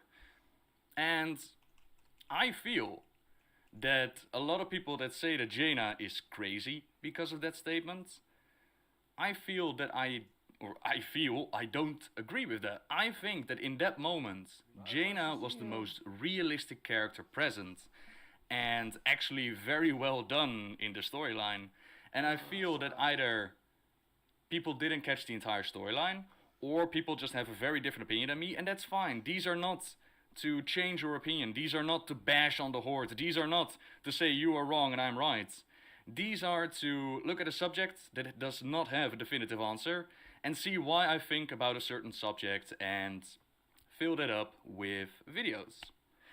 So what do you think, chat room? Is that something that sounds like fun? I hope so, because we're going to do it anyways. I prepared a whole script and everything. Yes, yes, ... yes, yes, sure. So let me just say, before we begin, this is not to bash on the Horde. This is to show Jaina's side of things, and this is to show why I think that it was a very realistic response to dismantle the Horde. So, let me grab my script, and let's make this official, shall we? Hello everyone. See, you gotta start it right. You gotta start it right. And welcome to my very first lore stream. Here I want to discuss topics that I just did that. Let's skip that. Most recently, at the end of the night, the Primus is said to be an Eternal One who at one point... Recently, we have learned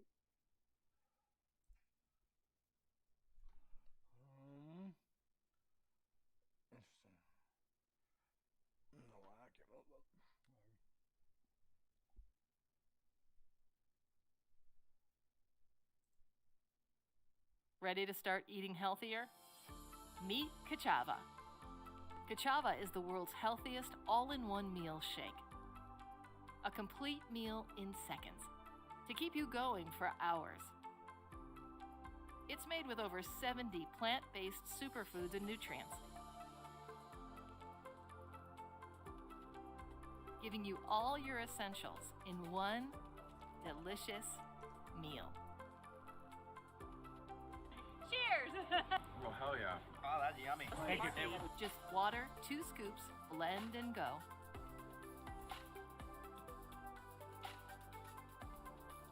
Putting you in control of your nutrition to improve your well-being, to fuel your body and mind.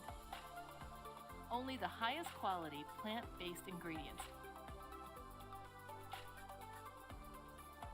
Made for health-conscious people on the go. It's a simple change in your daily routine to kickstart a healthier way of life. It's amazing what you can do when you eat healthy and feel your best. Join thousands of happy customers using Kachava to achieve their health goals. It all starts with changing what you put into your body. Click the link and start today.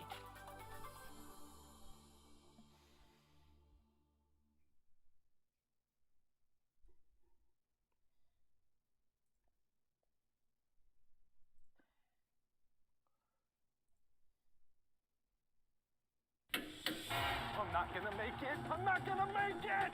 Honey, take a deep breath. Stay focused. I'm gonna miss it. We can do this.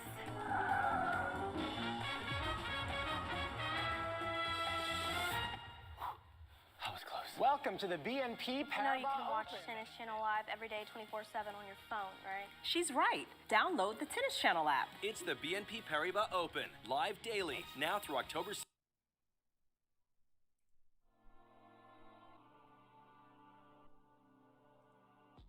Yeah, it was pretty exciting. I mean, if you look here, we've found WoW 2.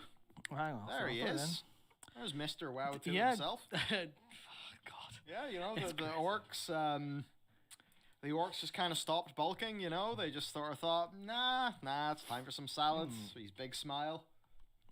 Yeah, I can't wait to get into that because it's just it's so insane. I'm sure a lot of people have seen it already, but that's it's an orc. completely nuts. I'll swap the camera back there, but no, oh man, it's funny that we have 2 in the same stream in the same rough week, where it's like, here's one advertisement that's really kind of weird and also ripped off an MMO, and here's another one.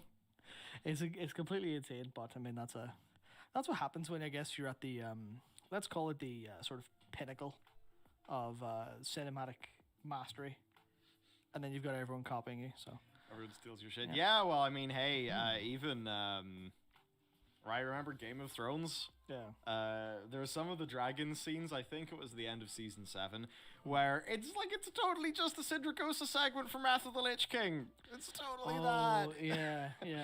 I remember and I think they also, let's just say, heavily referenced Shrek. Of course, why not? I think it's the one where Donkey is going around the dragon, and it's near shot for shot on one part of Thrones. Nice. It's very funny. I mean, to be fair, if you're going to copy, you might as well copy from like I said, the pinnacle of stuff. And I think that a lot of people should agree that Shrek is basically one of the best movies ever made. As much of a meme as it is for people to like Shrek because of everything around it, it actually is genuinely a good movie. Yeah, Shrek's good stuff. I don't know how many times I've watched the insert song sequence from Shrek 2 because it's just great. Blizzard ripped off. Should I get clickbaited? No. Blizzard. Coca-Cola ripped off the Battle for Azeroth cinematic in the cringiest funny way. I like it. It's so funny. It's so funny. So we'll take a look at that. Okay, so we've got 2 funny ads that are total rip-offs. Blizzard have been ripped off by Coca-Cola, and it is very funny. Right. Coca-Cola for gamers. You know what? Let's just let this weird thing roll. Okay, that won't zoom in, so we'll just do it manually. Right. Yeah. So first of all, I'd like to draw attention to the fact that this is This is an esports event. Yes. So this is the one thing that really pissed me off about it more than anything else. It's an esports event, and I'm sure some of you have seen this, but What's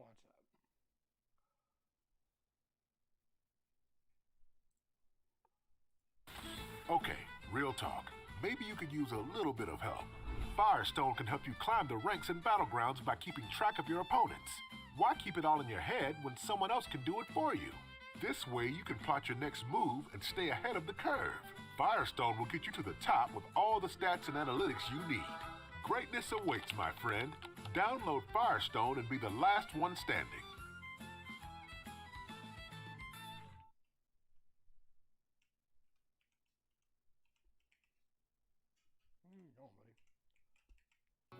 Home is family. Home is familiar. Home is warmth. Home is comfort. They say home is where the heart is, so when you're considering buying or selling a house, it's important you find someone who cares just as much about it as you do. I'm Steve Prescott, and here at RE/MAX Capital Properties, we value our clients and the trust they put in us to help them define home.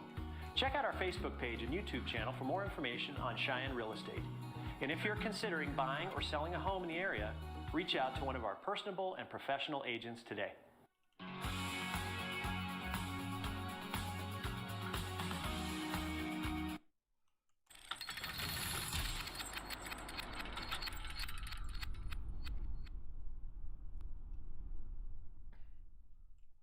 Good day, folks. Good to have you here. This is Saul to keep you up to speed with what's going on this week in World of Warcraft. Be sure to support the algorithm by liking the video, subscribing for more, and let's frickin' go.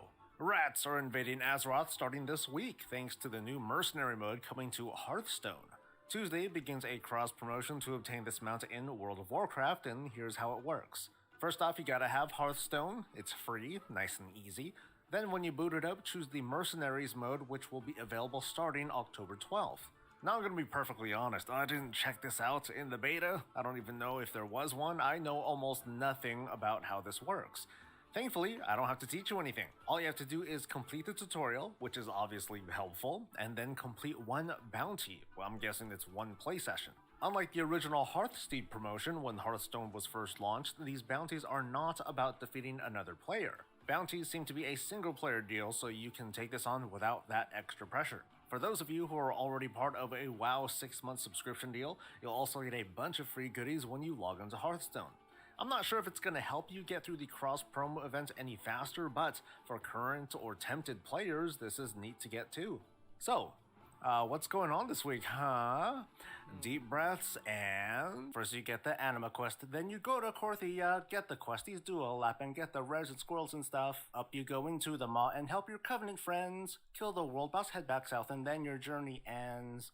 Yay! This week is the Pet Battle bonus event, where we get an opportunity to power level all the extra pets we've been collecting from activities. It's notable because for EU players, they're going to get a double bonus with Super Squirt Day on the 19th, the day before the raid week is over. Be sure to mark your calendars before you forget and make a day out of it.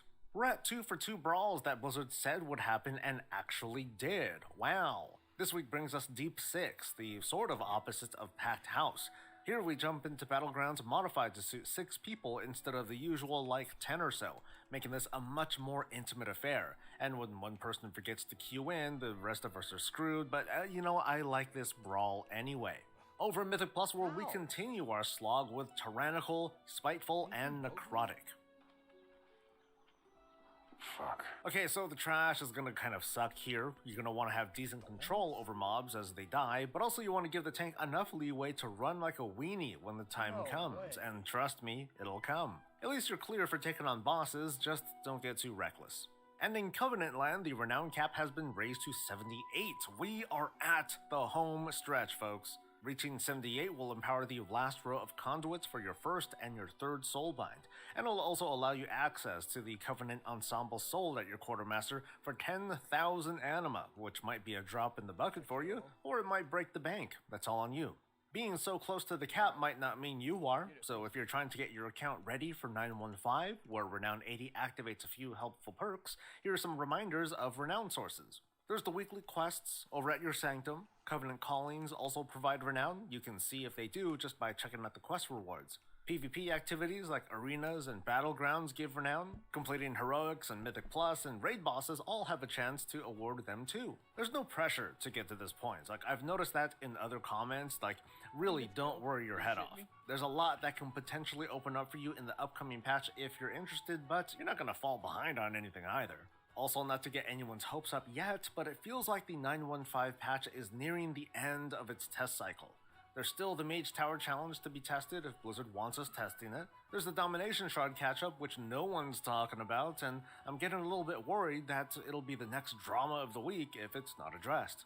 But as always, there's a bit of fun to look forward to, and I hope to see you around this week for more videos and streams. I'll be doing a few this week here on YouTube for a change, so say hi. Whatever the case, thanks for coming. Stay safe, stay healthy, and stay breezy.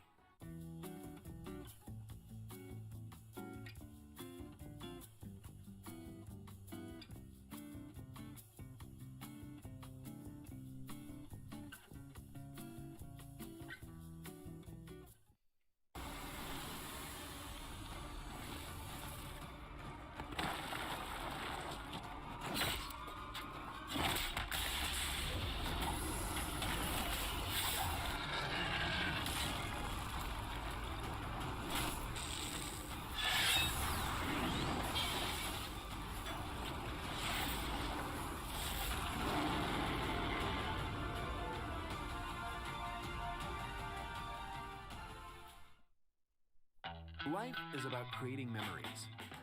What better way to create your own than by experiencing the freedom of the open road with your family or friends? RV Share is the largest RV rental website with thousands of awesome RVs to choose from nationwide. Options range from camper vans to luxury motorhomes. Choose to instantly book and get your trip planned sooner. So head to RVshare.com today to plan an unforgettable trip. That's RVshare.com, where you'll find the perfect RV for your next adventure. Thanks. Hi, bud. You're mine.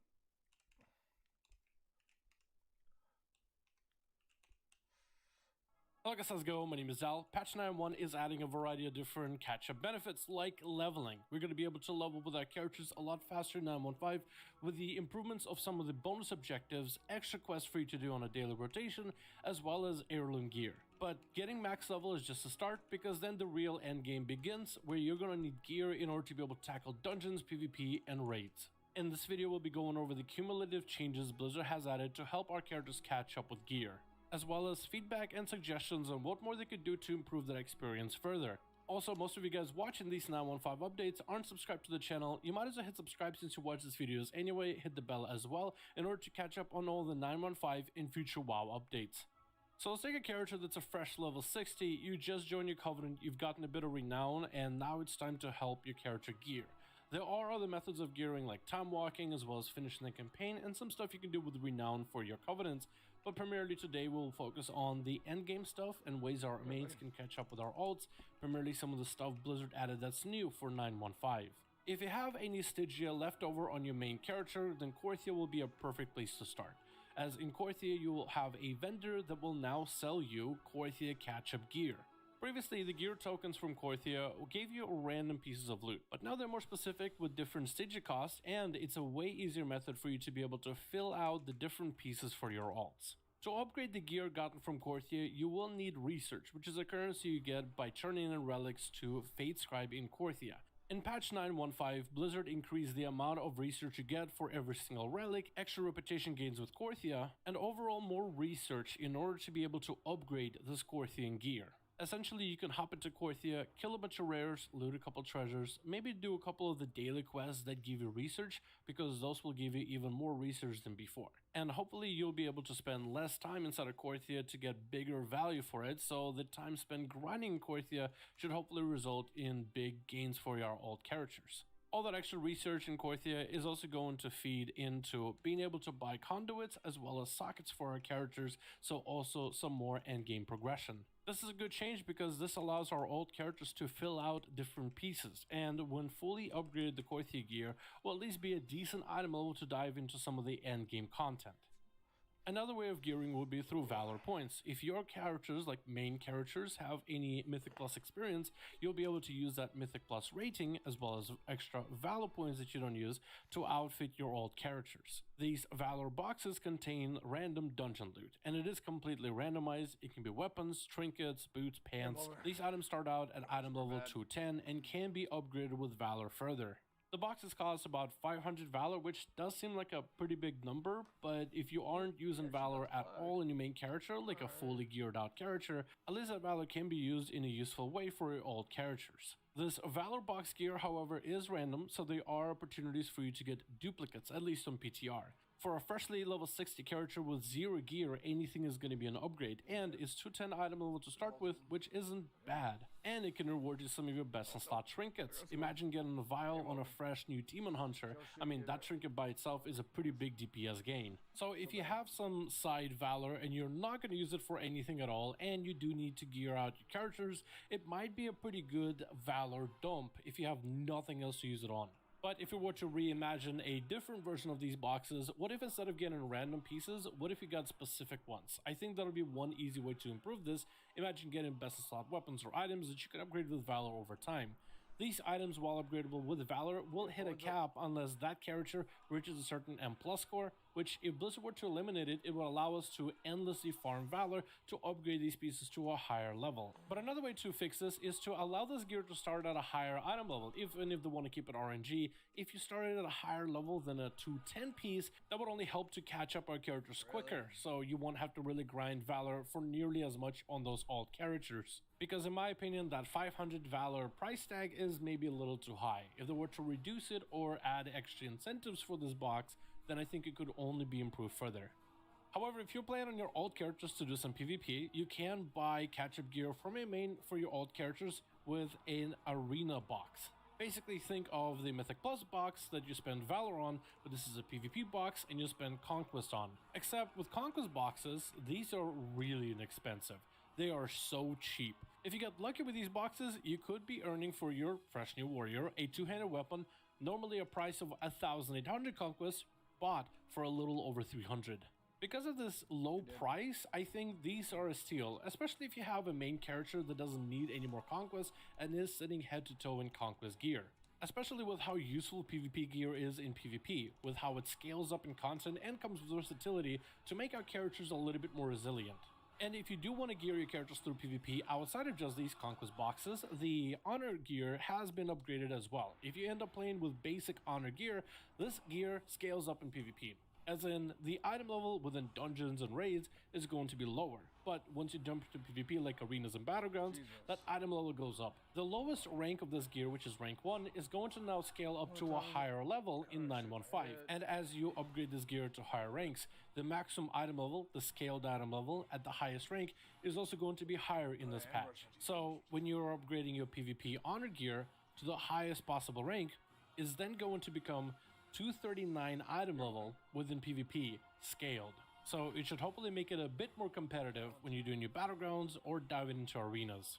Arena gear also has more ranks in between, so as you're pushing towards your 1200, 1400, 1600, 1800, there's going to be little brackets in between where you get pretty decent gear upgrades.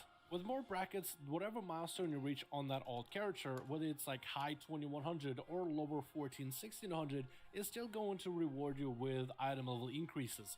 But either way, that's a lot of ranks, so it's a good thing that they even reduced the amount of honor it takes to upgrade base PvP gear. Honestly, I don't really hate these Conquest boxes, mostly because their prices are real low. Could they potentially change it so it's not completely RNG? Definitely. Could they maybe increase the prices because they're less RNG? For sure, but at least they're pretty dirt cheap. On my main character, I have the best PvP gear Conquest points could buy, and I have no reason to spend them on anything. Being able to outfit a fresh new character with a bunch of these, since they're so cheap, makes me feel less bad about buying them compared to the Valor boxes, which are a bit more expensive. Plus, the PvP gear does scale up in PvP, and it comes with the most important PvP stat for survivability, so getting the head on that gear as soon as possible is definitely worth it. Now, as I said earlier, there are different methods of gearing. We have the Mythic Plus dungeons that are going to be available for time walking. There's going to be all the time walking events, and eventually Blizzard is going to bring up the gear. Of course, we have in just a few weeks extra renown, so World Quest will provide better item level gear for any alts looking to catch up. But in this video, we primarily want to touch on some of the ways our mains will be able to use different systems out of 915 in order to catch up for our alts, in order to help them out and give them a little bit of a leg up. I certainly hope that Blizzard does understand the whole point of this catch-up gear, is to find a way for our characters, our alt particularly, to skip a lot of this initial gear grinding process and be able to more easily jump into the content that we want to play at the end game, be it Mythic Plus dungeons, be it PvP like arenas and battlegrounds, or maybe even diving into the raids. As long as they keep that goal in mind when it comes to designing some of these catch-up systems for our alt characters, then we'll be on the right track in order to be able to play our alt characters a lot more easier in 915. As always, thank you guys so much for checking out this video. Let me know your thoughts about all the different 915 gear catch-up systems that are coming in 915. And I want to watch this. But you'll see exactly what's going to happen. And